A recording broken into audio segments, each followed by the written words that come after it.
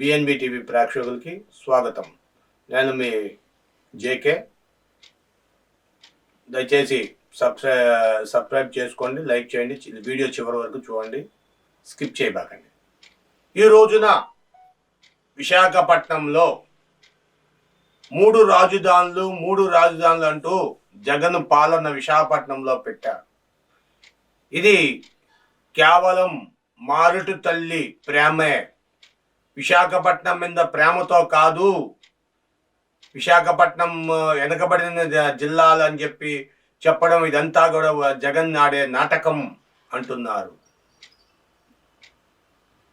కేంద్రం ఆల్రెడీ దక్షిణ జోన్ ఇచ్చింది, రైల్వే జోను సౌత్ సెంట్రల్ జోన్గా ప్రకటించింది.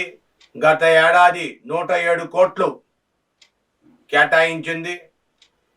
కేవలం 53 ఎకరాలు భూసేకరణ చేసి ఇమ్మని అడిగారు, కానీ ఈ రోజు వరకు కూడా ఇవ్వలేదు. మొన్న డిసెంబర్లో ఇస్తామన్నారు, 19వ తారీఖున, డిసెంబర్ 19వ తారీఖు ఇవ్వలేదు. ఎప్పుడు అడిగినా వారం రోజులు 4 రోజులు అంటూ కాలం గడిపేస్తున్నారు. ఆల్రెడీ 10 కోట్లు కూడా కేంద్రం రిలీజ్ చేసింది.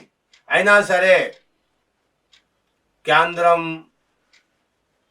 ఈ పథకాన్ని కేటాయించిన జగన్మోహన్ రెడ్డి రాష్ట్ర అభివృద్ధి కోసమే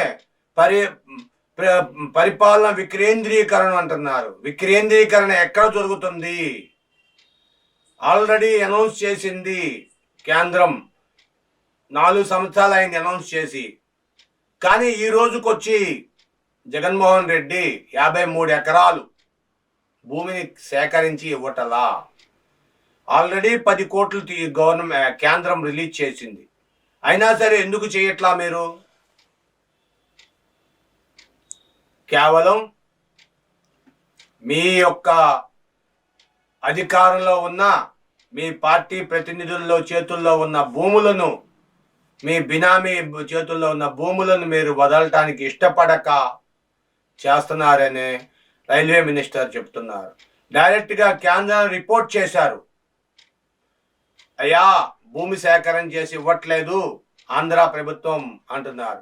ఇది పిట్టపోరు పిల్లి తీర్చినట్టుగా, మీరు చేసే ఆలస్యం అమృతం విషం అన్నట్టుగా మీరు చేసే పనికి దక్షిణ మధ్య రైల్వే వెళ్ళిపోతుందేమో, ఎటన్నా ఏ ఊరికన్నా వెళ్ళిపోతుందేమో. మరి మీరు ఇప్పటికైనా సంబంధిత అధికారులు వెంబడబడి జగన్మోహన్ రెడ్డిని, రేపు జరిగే అసెంబ్లీలో 5వ తారీఖు నుండి అసెంబ్లీ జరుగుతుంది కాబట్టి అసెంబ్లీలో మీరు తెలుగుదేశం పార్టీ వాళ్ళు కానీ సంబంధిత ఎమ్మెల్యేలు కానీ అడిగి భూమిని కేటాయిస్తే ఉత్తరాంధ్ర ప్రజలకు మేలు చేసిన వాళ్ళు కాకుండా దక్షిణ భారతదేశం మొత్తం అభివృద్ధి చెందుతుందని తెలియజేసుకుంటున్నాం.